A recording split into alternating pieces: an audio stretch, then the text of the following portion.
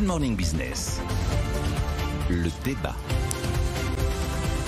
Et c'est martelé désormais quasiment chaque jour. Le travail, c'est la priorité du gouvernement. Il faut faire en sorte que l'écart entre le non-travail et le travail se creuse. Alors Nicolas Dose, Jean-Marc Daniel, je vous pose la question, comment on fait? Je vais essayer d'apporter des réponses très précises. Ce qui est intéressant, c'est que le débat sur travail, non-travail, il n'est pas nouveau. Mais là, c'est martelé. Ouais. Par Bruno Le Maire depuis l'été, maintenant par Gabriel Attal. C'est la première chose qu'il a dit, Gabriel Attal. Par Olivier Dussopt. Est-ce que je peux dire la phrase qu'il a dite il y a 2 jours, effectivement, lors de son intronisation, si je puis dire.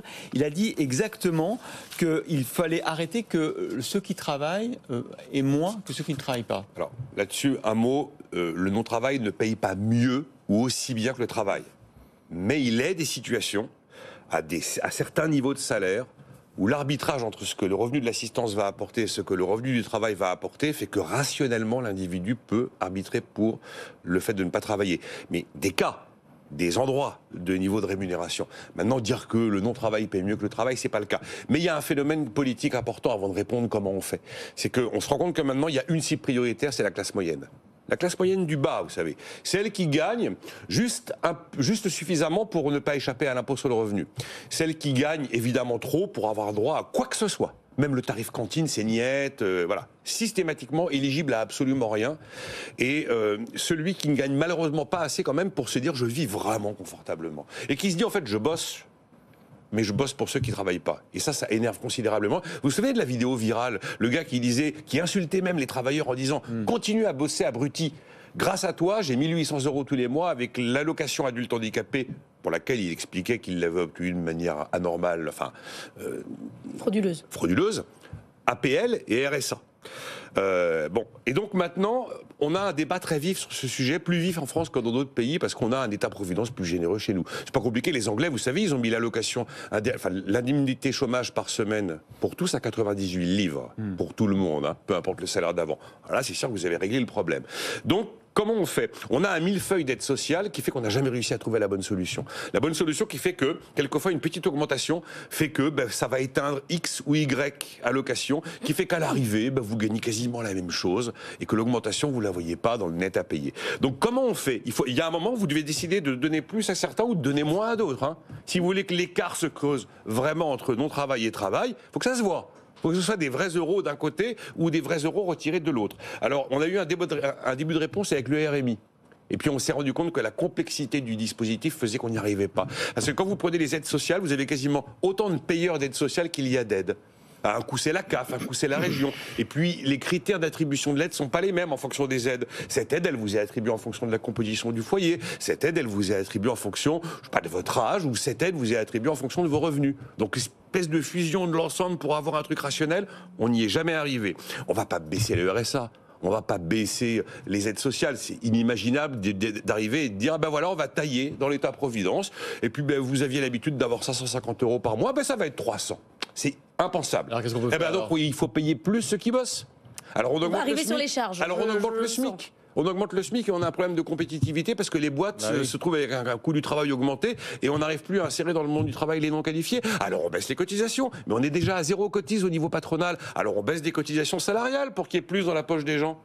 Mais on paye comment le modèle social à l'arrivée? Ou alors on fait la prime d'activité. La prime d'activité, très bien, ça donne plus d'argent, plus de revenus aux gens qui bossent, mais ça veut dire que dans ces cas-là, on creuse la dépense publique. Jean-Marc Daniel, travailler doit toujours être mieux valorisé que ne pas travailler. Voilà ce que dit Gabriel Attal.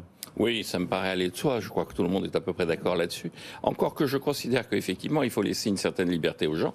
Si les gens estiment que sans travailler, ils arrivent à avoir une vie décente, après tout, pourquoi pas? Vous savez, Voltaire le disait, les gens finissent toujours par travailler parce que le travail, c'est un moyen de se défaire du besoin, c'est un moyen effectivement de contourner les vices, mais c'est aussi un moyen d'éviter l'ennui.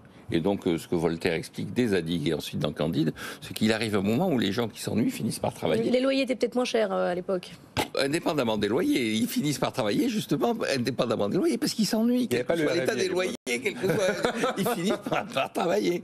Et donc, et justement, à une époque où on peut considérer que. Mais Jean-Marc, moi je vous attendais sur les charges en disant que c'était ça qu'il fallait baisser. Ah non, pas du tout. Je pense que les charges, il ne faut pas les baisser. Je pense qu'il faut privatiser la sécurité sociale et comme ça, on aura un bon niveau de charge. Mais baisser systématiquement les charges en disant ça va permettre de donner davantage de salaire, ça se traduit par le fait que la CADES, qui devait être là pour 12 ans, est toujours là. Elle a été été créée en 1995. Elle sera là en 2100. Hein. Voilà, qu'on n'a jamais eu autant de dettes sociales et que notre État-providence est grévé de dettes et passe maintenant son temps à verser des intérêts plutôt que de verser des prestations sociales. On a fait les deux. Il continue à les verser les prestations. Oui, mais on fait en sorte qu'effectivement, une partie de nos cotisations sociales sert à payer le système monétaire et financier. Mais l'idée, c'est quand même comment, effectivement, mieux rémunérer le travail, comment encourager les gens à travailler davantage, à part l'ennui, et qu'est-ce que peut faire le gouvernement? Oui, alors je pense, pour rebondir sur les outils, d'abord on peut augmenter le SMIC, mais je pense qu'effectivement, tous les rapports sur le SMIC montrent que c'est pas la bonne solution. La commission du SMIC, elle a une sorte de constante dans son discours, pas de coup de pouce.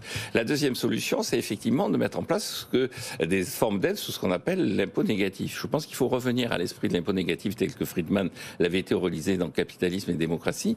Et ce qu'expliquait bien Friedman, c'est que non seulement l'impôt négatif, c'est-à-dire on verse une somme à tout le monde, doit s'accompagner du fait que la fiscalité elle-même doit cesser d'être progressive. C'est-à-dire qu'un des enjeux aussi, c'est le fait que non seulement il y a le travail qui sont les gens qui sont dans le bas de l'échelle des revenus, mais il y a aussi le travail des gens qui sont les plus qualifiés, qui n'ont pas incité, parce que si on... Le sentiment, c'est que plus on travaille, plus on paye d'impôts. Plus on paye d'impôts. Proportionnellement, plus. Exactement. Et donc, une des façons aussi de mobiliser le travail, et notamment le travail qualifié, et notamment le travail donc le plus porteur d'avenir, c'est de faire en sorte que ce travail lui-même ne soit pas abusivement taxé. Et donc, je pense qu'il faut faire un impôt négatif et un impôt progressif. Eh bien, on attend avec impatience un impôt proportionnel, de Gabriel Attal, le et Premier ministre, qui devrait dérouler sa feuille de route. On n'a pas le droit de réagir à l'impôt négatif. Non. Impôt négatif et impôt proportionnel. Non, vraiment là, on est très C'est très dommage. Hein. Et on continuera le débat à 8h30 avec nos invités. Barquet, ça fait des années qu'on en parle. Oui, et puis il y aura les propositions de Impôt négatif et impôt proportionnel. On aurait dû prendre une résolution de 5 minutes de plus d'Os Daniel. Non. C'est bien ça. Oui, mais alors pas aujourd'hui, peut-être à partir de demain. Parce que